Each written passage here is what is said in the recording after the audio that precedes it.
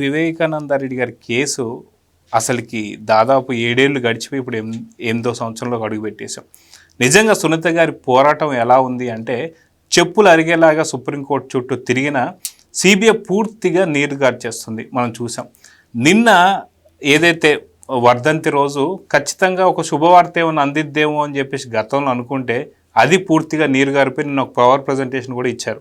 ఎలా చూడాలంటారు ఈ కేసుని? మార్చి 14, 2019 ఇప్పటికీ 7 ఏళ్ళు అవుతుంది. ఇప్పుడు ఇది 8వ సంవత్సరం. నిన్న కూడా వర్ధంతి సందర్భంగా సునీత ఆవేదన, ఆమె ఇచ్చినటువంటి పవర్ పాయింట్ ప్రజెంటేషన్, ఆమె ప్రశ్నలకు సమాధానం లేదు. ఇప్పుడు ఆమె దర్యాప్తు ఏజెన్సీని క్వశ్చన్ చేసింది.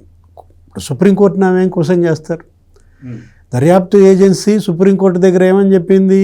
దర్యాప్తు ముగిసింది, ట్రయల్ కోర్టు ఎంతవరకు చెప్పిందో అంతవరకు మేము చేసామంటూ ఛార్జ్షీట్ సబ్మిట్ చేశారు. అసలు మీరు చేసింది దర్యాప్తా? వాళ్ళు ఇచ్చిన స్టేట్మెంట్లు మీరు రాసుకున్నారా? అంటే స్టేట్మెంట్లు రాసుకోవడమే దర్యాప్తు ఏజెన్సీ బాధ్యత. ఇది ఎక్కడ దర్యాప్తు అని ఆమె ప్రశ్నిస్తాను. ఇప్పుడు ట్రయల్ కోర్టు ఇచ్చినటువంటి ఆదేశాల మేరకే దర్యాప్తు పూర్తయింది, కానీ సుప్రీంకోర్టు దానికి ఇంకా కొన్ని యాడ్ చేసింది.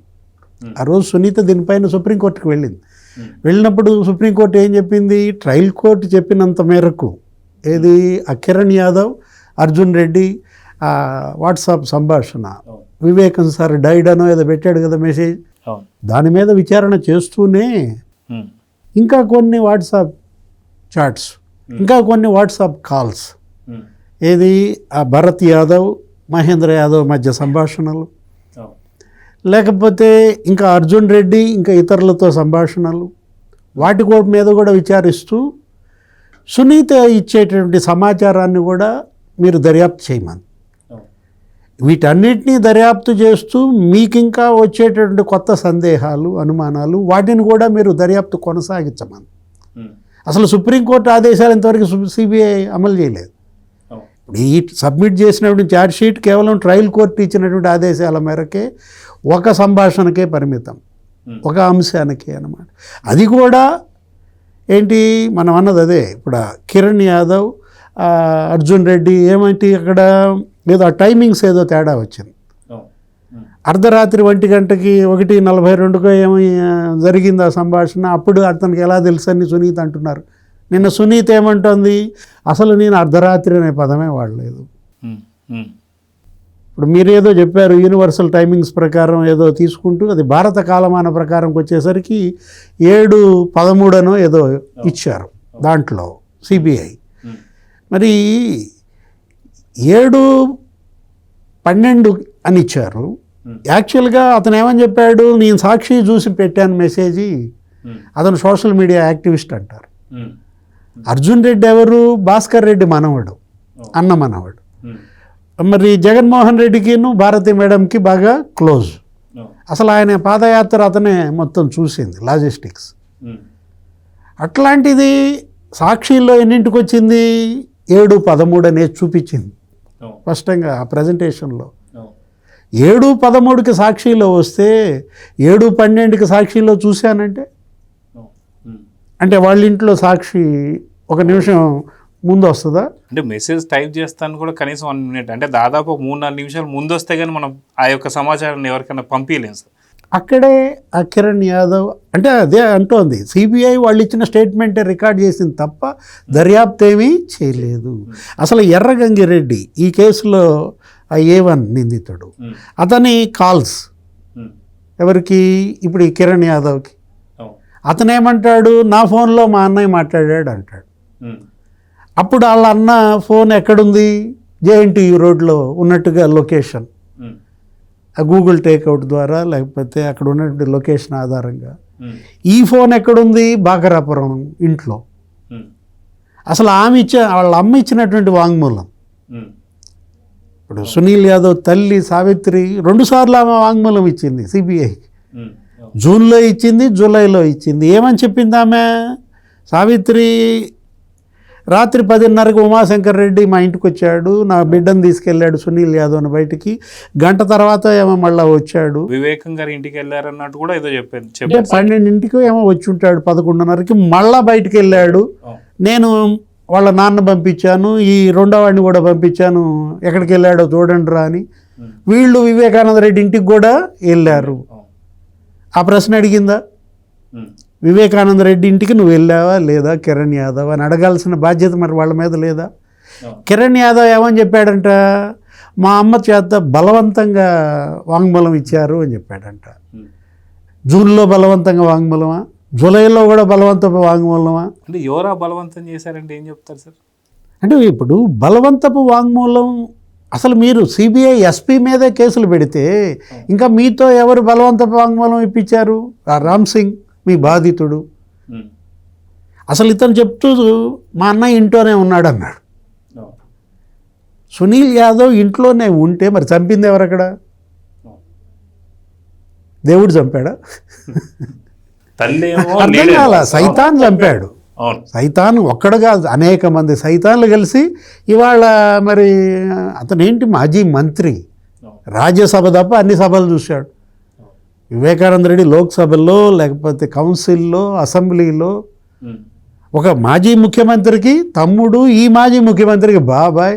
అట్లాంటి కిరాతక హత్య కేసు దర్యాప్తులోనే ఎవరు ఇవాళ సిబిఐని కంట్రోల్ చేస్తున్నారు, నిర్దేశిస్తున్నారు, నిర్బంధిస్తున్నారు? అది ఇవాళ బయటికి రావాల్సినటువంటి అంశం ఉంది. అది సునీత అడిగే ప్రశ్న కాదు, జనం అడుగుతున్నటువంటి ప్రశ్నలు. ఉమాశంకర్ రెడ్డి భార్యకి కిరణ్ యాదవ్ ఎందుకు ఫోన్ చేశాడు? 25 సార్లు ఎందుకు ఫోన్ చేశాడు? ఇప్పుడు ఆమె అడుగుతున్న ప్రశ్నలు వరుస పెట్టేది చూపిస్తోంది. ఆ నంబర్ చూపిస్తోంది, ఆ నంబర్ చూపిస్తోంది. ఆ స్వాతి, ఆ మేడం స్వాతి. కారణం ఏంటి? ఇప్పుడు ఆ భరత్ యాదవ్ ఎవరు? ఆ మహేంద్ర యాదవ్, భరత్ యాదవ్ వాళ్ళ యొక్క ఆ చాట్ సంభాషణ గురించి కూడా, ఫోన్ కాల్స్ గురించి కూడా ఎంక్వైరీ చేయమని సుప్రీంకోర్టు చెబితే దాని మీద ఎందుకని మరి సిబిఐ చేయలేదు?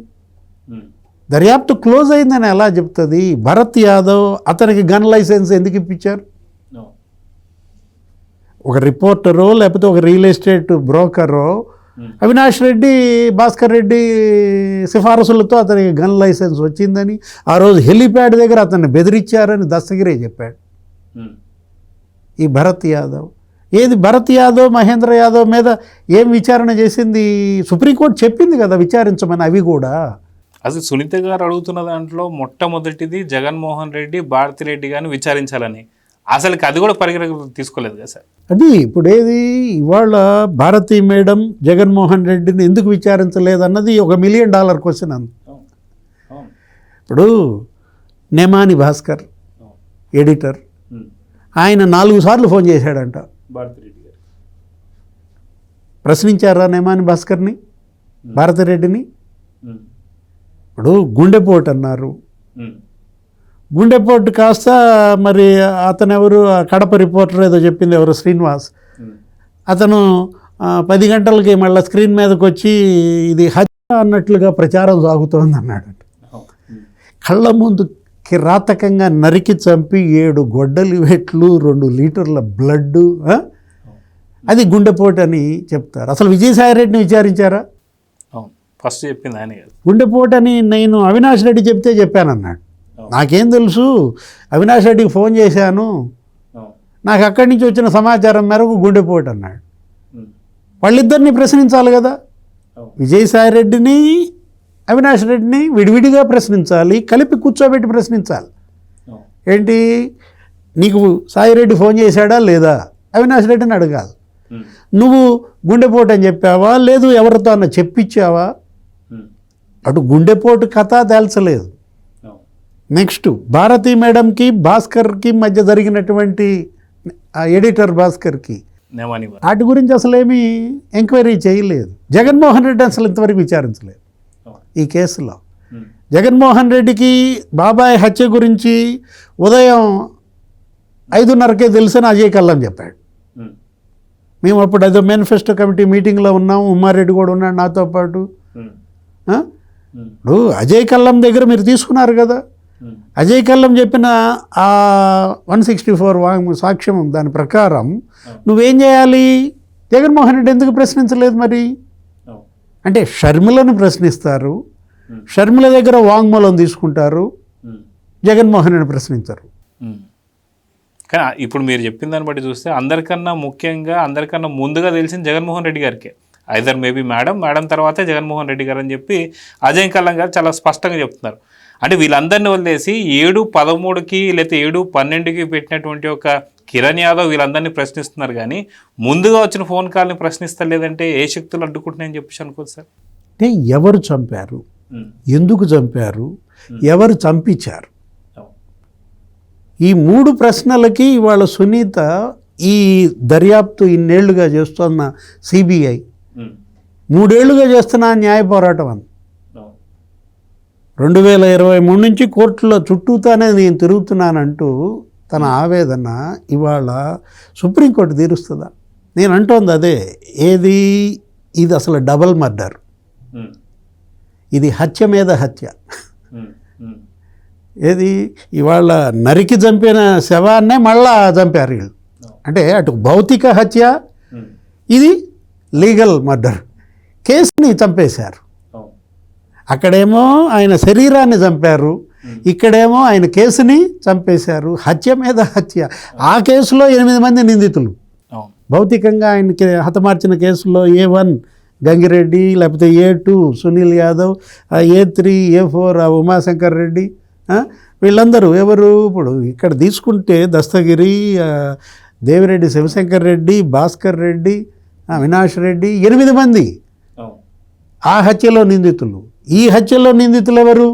నేను అంటోంది ఈ కేసును చంపిన హత్య కేసులో ఇవాళ నిందితులుగా A1 CBI, A2 A3 trial court సుప్రీంకోర్టులు వస్తాయా?